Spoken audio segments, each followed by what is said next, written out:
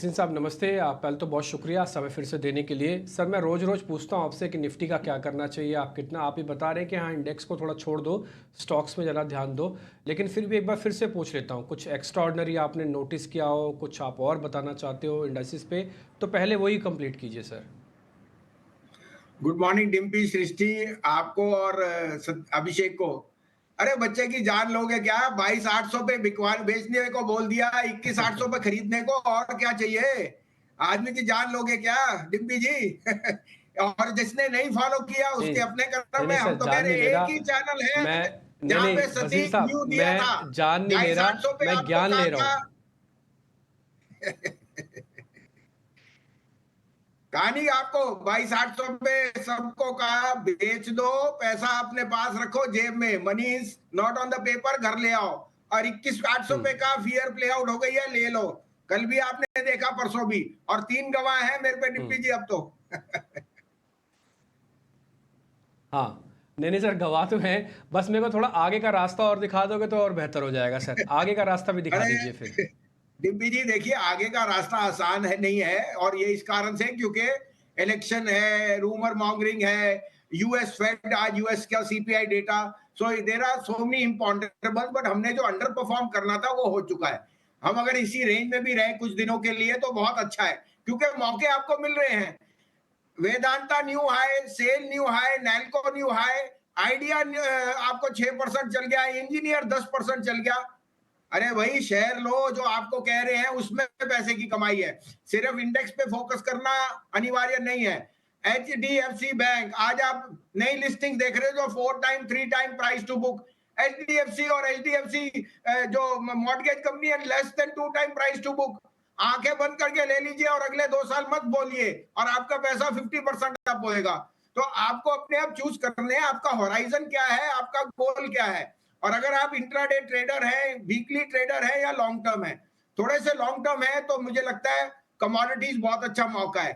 2 place मैंने कहे, आप सीमेंस के नंबर देखिए, एबीबी के, बहुत बढ़िया, लेकिन all is in the price. इससे भी बढ़िया नंबर आएंगे इंजीनियर्स और इरकॉन के, और प्राइसेस में कुछ भी आपकी वैल्यूएशन बहुत सस्ते हैं। तो you have to choose your winners and loser, you know where you want to participate. अभी भी मुझे लगता है मार्केट में बहुत अच्छे मौके हैं, कंसोलिडेट हो रही है, बहुत अच्छा है। जैसे आपको कहा 21,800, 22,800, 1,000 की पॉइंट की रेंज अगर हफ्ते में आएगी तो डिम्पी जी यहाँ पे कंसोलिडेशन होगी। I am not expecting run away, I am not expecting fall. यहीं पे 2-3 दिन रह जाए वो भी बहुत अच्छा है। उसके बाद आपको पता है जैसे जैसे इलेक्शन की अटकलियां आएंगी and so on, but macro numbers अच्छे हैं, माइक्रो में डेटा अच्छा आ रहा है, और थर्डली ग्लोबली क्यूज बहुत बहुत शानदार है। मुझे कोई दो राय नहीं कि India set to outperform, लेकिन big event remains the elephant in the room, that is the election.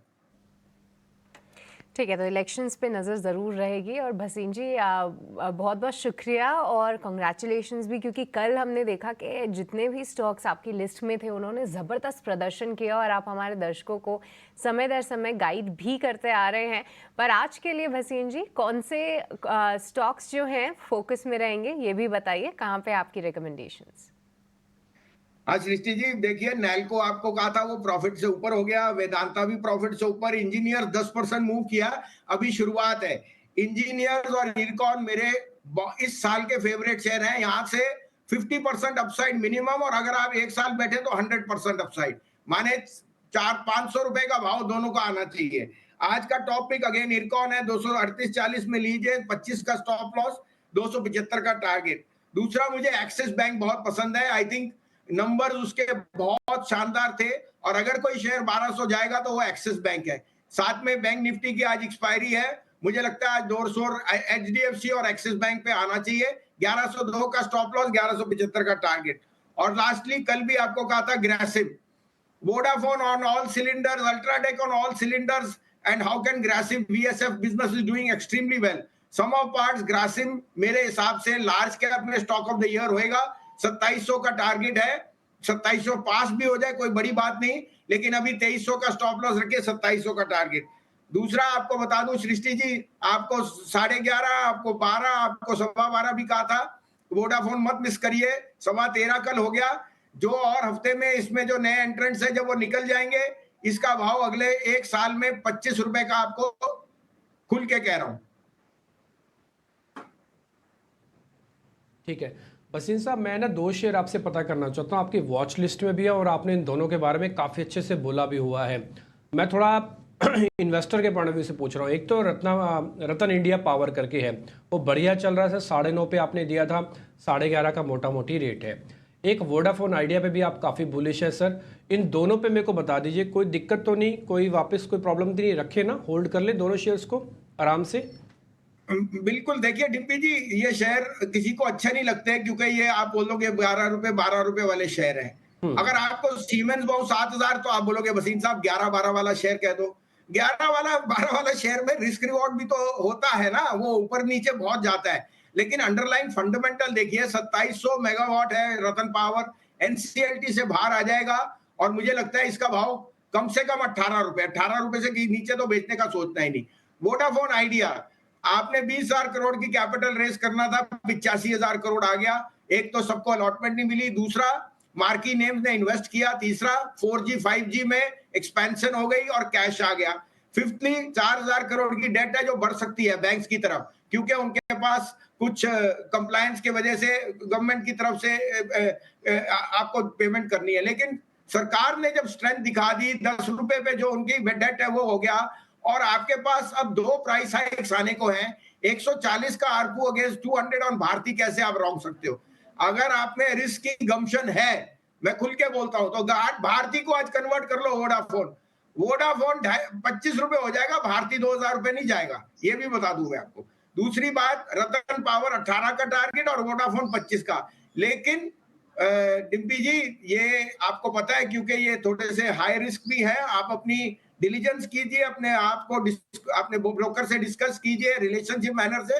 हम आपको आइडियाज दे सकते हैं जो बाद में जाके आपको गोल्डन गूस बन सकते हैं। लेकिन इंटरमीडिएट वॉलेटिलिटी बर्दाश्त करना, ये आपके अगर जहन में है तो कीजिए।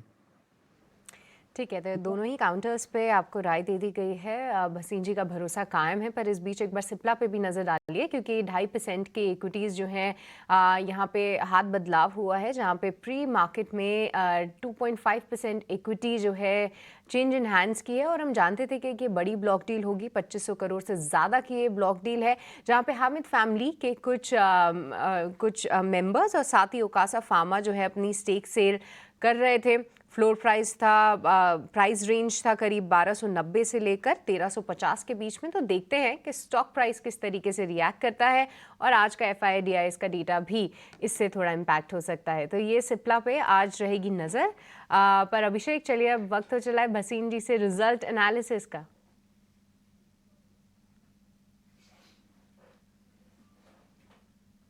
बिल्कुल, रिजल्ट की एनालिसिस शुरू करेंगे रिजल्ट एक्सपर्ट सेगमेंट में।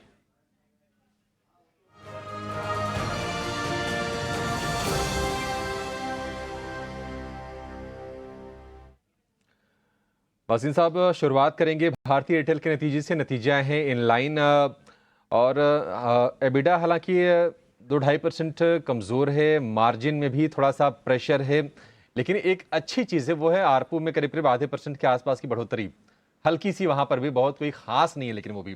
भारतीय एयरटेल हालांकि शेयर चला हुआ है सर, आपके इस पर व्यू क्या होंगे? नहीं, होल्ड की रेटिंग है, लेकिन मुझे लगता नहीं कि जब तक वो क्योंकि ड्रैग क्या है उसका अफ्रीका बिजनेस, और वो एक रहेगा कुछ टाइम के लिए, क्योंकि प्राइसिंग पावर और डेट पे उस पर असर पड़ता है।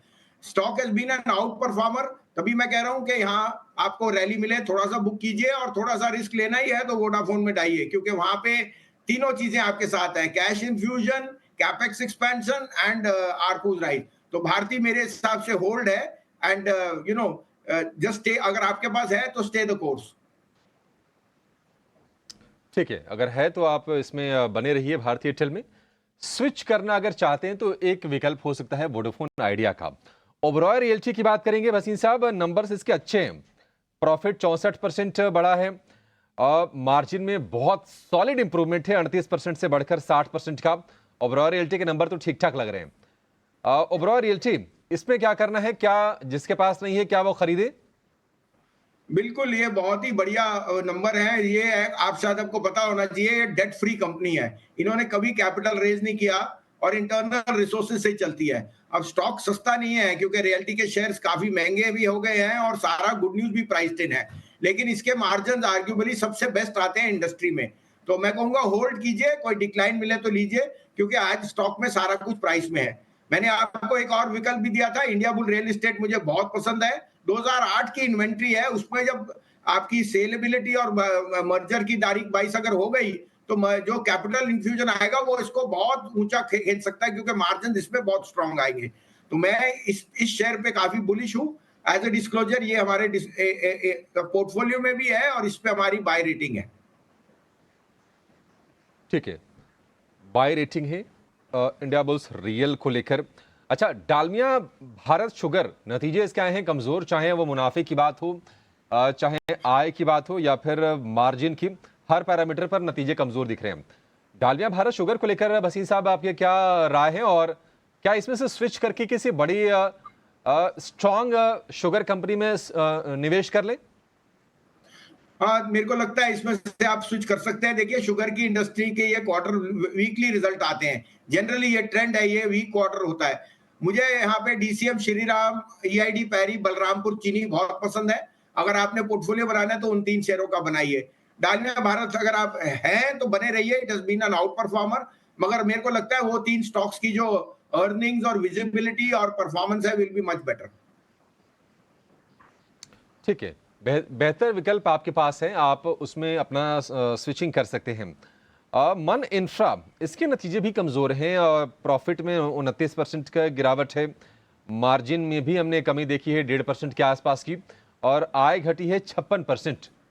मन इंफ्रा भसीन साहब, इसमें क्या प्रॉब्लम है और कंपनी आपको कैसी लग रही है ये? नहीं, मैं तो कहूंगा प्रॉफिट बुक कीजिए इसमें, और आपको 2 विकल्प दे दिए, इरकॉन रेलवेज का और इंजीनियर्स इंडिया ओएमसीज। ओएमसीज जिस तरह से एक्सपैंड कर रहे हैं, बोनस भी दे दिया। उनके जो इलेक्ट्रिकल काम है, जितना इंजीनियरिंग का काम है, सब इंजीनियर्स इंडिया के पास है, और इरकॉन के पास सारा काम है रेलवेज का।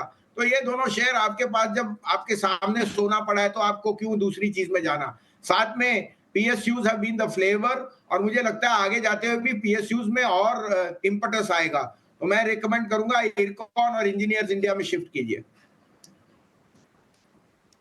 ठीक है, ईआईएल में और इरकॉन में शिफ्ट करने की सलाह है। अगला शेयर है Radico Khaitan. Weak numbers, profit में 26% की गिरावट, रेवेन्यू में 15% की, और मार्जिन में हालांकि इसमें बढ़ोतरी है। लेकिन रेडिको खेतान के साथ दिक्कत ये रही कि इसने पैसे बना के इस साल निवेशकों को दिए नहीं है। वसीम साहब, रेडिको खेतान क्या करें इसमें शेयर में? अरे अभिषेक जी, ये मैनेजमेंट बहुत बढ़िया है। ये 250-300 रुपए शेयर था, 1600 रुपए हो गया। इन्होंने मार्केट शेयर ले लिया। आफ्टर एट जो इनकी ब्रांड है वो बहुत सुपर परफॉर्म करती है। मैं तो पीता नहीं, टी टोटलर हूं, लेकिन इसकी मार्केट शेयर और इसका जो परफॉर्मेंस है बहुत बढ़िया है। आई थिंक इसकी मैनेजमेंट बहुत बढ़िया है। तो मैं ये इसमें ये भी कह सकता हूं कि ये सिक्लिकल इंडस्ट्री है, एक आध क्वार्टर की वीकनेस है। जो मिलेनियल की ड्रिंकिंग चॉइस और अवेलेबिलिटी और एक्सपेंशन है वो तो अनबिलीवेबल है। तभी आपने मैकडॉवेल और रेडिको को आउट परफॉर्म देखा है। मैं सोचता हूँ कोई भी डिक्लाइन आए लीजिए, but look for the next 1 year, don't look for the next 3 months. एक आध क्वार्टर वीक होता है because of cyclicality, but I think this is a must have. This industry is going to go places. तो McDowell and Radico both are buys on decline. ठीक है, United spirits और रेडिको खेतान गिरावट पर खरीदारी वाले शेयर हैं। अच्छा भसीन साहब, 2 शेयर आपके सामने मैं रखूंगा। एक तो कोलगेट का है, इसके नंबर ठीक लग रहे हैं मुझे।